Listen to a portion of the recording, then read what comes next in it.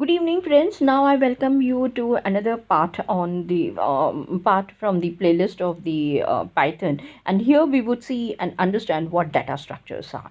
First and foremost, that we need to understand is that data structures in Python comes in two forms, that is series and data frames. There are further part, however, that would be with the help of the numpys, and we will see later on as to how to go ahead with numpys or numpys, and then you will be able to understand the complicated and the sophisticated different data structures which are available to us. Now, the different data structures apart from series and the data frame that I'm talking about, we have typical, I should say, data structures available in the Python language, and they are titled as list, dictionaries, tuples, sets, and strings.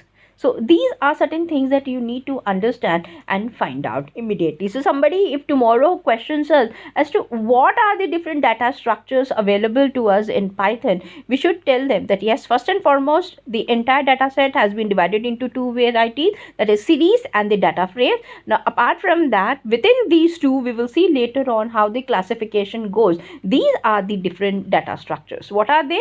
List, dictionaries, tuples, sets, and strings. So I think I'm going to end here, and let me come with the next I should say part of the playlist on to understand what exactly is a list is all about. Till then, thanks. Bye.